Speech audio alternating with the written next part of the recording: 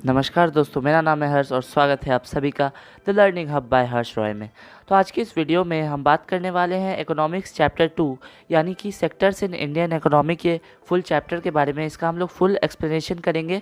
मैं question wise notes बना के आपको समझाऊंगा जिससे आपकी फुल कॉन्सेप्ट क्लैरिटी होगी और इसके हम एनसीईआरटी सॉल्यूशंस भी करेंगे। तो चलिए इस वीडियो को स्टार्ट करते हैं।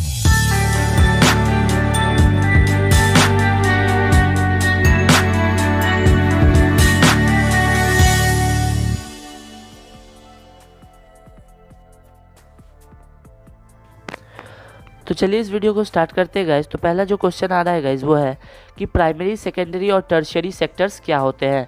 तो प्राइमरी सेक्टर की अगर बात करें गाइज तो उसमें नेचुरल प्रोडक्ट्स को कन्वर्ट किया जाता है प्राइमरी प्रोडक्ट्स में और ये सेक्टर डायरेक्टली एसोसिएटेड है नेचर के साथ। और सेकेंडरी सेक्टर की बात कर ले तो इसमें नेचुरल प्रोडक्ट्स जो कि प्राइमरी प्रोडक्ट्स है उसको फाइनल प्रोडक्ट्स में बनाया जाता है।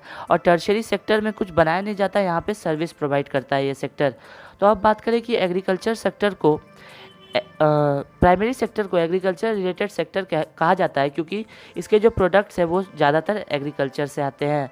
और टर्शियरी सेक्टर को सर्विस सेक्टर कहा जाता है क्योंकि ये सर्विस प्रोवाइड करता है।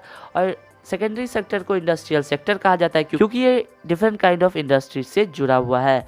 तो अब बात आती है कि what are called final goods and services. तो फाइनल गुड्स उन्हें कहते हैं जो आगे प्रोसेस नहीं होंगे, उनका लास्ट फाइनल प्रोडक्शन हो चुका है गाइस। तो अब बात करते हैं व्हाट इज़ जीडीपी और उसे कैलकुलेट कैसे किया जाता है। तो जीडीपी का फुल फॉर्म है ग्रॉस डोमेस्टिक प्रोडक्ट और ये कैलकुलेट किया जाता है all final goods and services के सम को, जो कि तीनों सेक्टर से आते हैं एक साल में। एक साल में कितने sum of final goods and services आए उन्हें कैलकुलेट करके जीडीपी निकाला जाता है गाइज। तो अब एक एनसीईआरटी का क्वेश्चन आ रहा है कि टर्शियरी सेक्टर बहुत इंपॉर्टेंट क्यों होता जा रहा है इंडिया में, क्योंकि जो कि वो बेसिक फैसिलिटीज़ हमें देता है वो इंडिया में बढ़ रही है, उसकी डिमांड बढ़ रहा है, जैसे hospital, educational institutes, bank etcetera. फिर प्राइमरी और सेकेंडरी सेक्टर्स का ग्रोथ हो रहा है जिसके कारण टर्शियरी सेक्टर का भी ग्रोथ हो रहा है गाइज। और with the rise in income, better quality of life and better standard of living like tourism, जो कि राइज इन इनकम हो रहा है, क्वालिटी ऑफ लिविंग बढ़ रहा है जिसके कारण सर्विस सेक्टर भी बढ़ रहा है गाइस।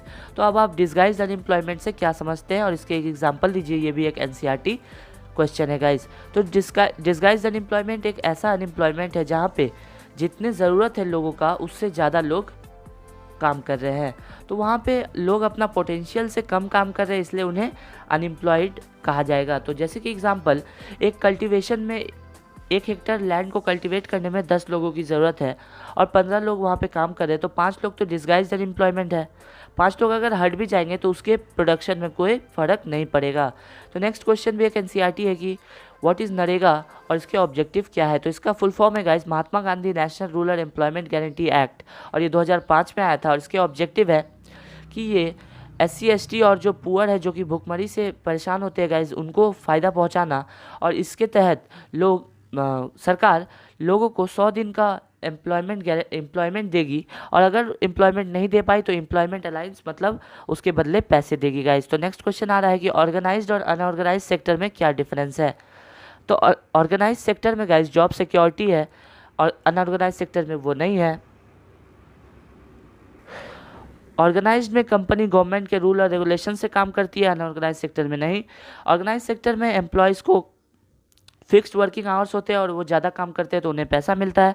ऐसा कोई प्रोफेशन अनऑर्गेनाइज्ड में नहीं है। और ऑर्गेनाइज्ड में हेल्थ फैसिलिटीज़, बहुत सारी फैसिलिटीज़ मिलती है वर्कर्स को और अनऑर्गेनाइज्ड में नहीं मिलती है। और ऑर्गेनाइज्ड में वर्कर्स की सैलरी फिक्स्ड है लेकिन अनऑर्गेनाइज्ड में कोई फिक्स नहीं है, कभी कभी कम कभी कभी ज़्यादा। तो अब नेक्स्ट क्वेश्चन की बात करें तो पब्लिक और प्राइवेट सेक्टर में क्या डिफरेंस है। तो पब्लिक सेक्टर गवर्नमेंट के द्वारा कंट्रोल किया जाता है, प्राइवेट सेक्टर किसी इंडिविजुअल के द्वारा या फिर ग्रुप के द्वारा। पब्लिक सेक्टर का मेन एम होता है पब्लिक वेलफेयर और प्राइवेट सेक्टर का होता है कि वो प्रॉफिट कमाए। पब्लिक सेक्टर में फैसिलिटी होती है जैसे एजुकेशन, हेल्थ, और प्राइवेट सेक्टर हमें कंज्यूमर गुड्स देते हैं। पब्लिक सेक्टर की एग्जाम्पल है गाइज इंडियन रेलवेज, BSNL, और प्राइवेट सेक्टर की रिलायंस, टेस्को एक्सेट्रा।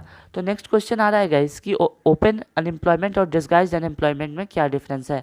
तो ओपन अनएम्प्लॉयमेंट में वर्कर को काम करना है लेकिन उसे वर्क नहीं मिलता है, और ये कोई भी सेक्टर में हो सकता है। और डिस्गाइज्ड अनएम्प्लॉयमेंट में ज़्यादा पोटेंशियल से कम काम करता है गाइज, और ये ज़्यादातर एग्रीकल्चर में होता है। तो अब जो एनसीईआरटी के क्वेश्चन बचे हैं वो देख लेते हैं कि जो इकोनॉमिक एक्टिविटीज़ को हम डिवाइड करते हैं प्राइमरी, सेकेंडरी और टर्शरी सेक्टर में, तो ये क्यों ज़रूरी है। तो इससे हमें पता चलता है कि कितने वर्कर्स कितने सेक्टर में काम कर रहे हैं, इस सेक्टर का जीडीपी में क्या कंट्रीब्यूशन है, और कौन सा सेक्टर ग्रो कर रहा है, कौन सा सेक्टर पीछे रह रहा है। तो सेकंड क्वेश्चन है कि हम लोग को जीडीपी और एम्प्लॉयमेंट में और कोई अदर इशू में क्यों इंटरेस्ट लेना चाहिए, क्योंकि एम्प्लॉयमेंट से बहुत लोगों की पॉवर्टी सॉल्व होती है गाइज।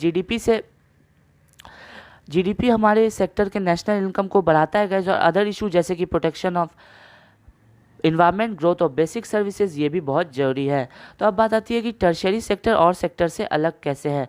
तो ये सर्विस देता है, कुछ प्रोडक्शन नहीं करता, और ये सर्विस देता है, तो ये बहुत इंपॉर्टेंट है, और ये डेवलपमेंट में हेल्प करता है प्राइमरी और सेकेंडरी सेक्टर के। और इसके कुछ एग्जांपल्स हैं, transport, storage, communication and are सब एग्जांपल्स ऑफ टर्शियरी सेक्टर। तो आज का वीडियो यहीं पे ख़त्म होता है गाइज। तो आशा करता हूँ ये वीडियो आपको पसंद आई हो। अगर ये वीडियो आपको पसंद आई हो तो प्लीज़ चैनल को सब्सक्राइब करके बेल आइकन दबाना ना भूलें, और वीडियो को लाइक करें। Thank you all, bye bye.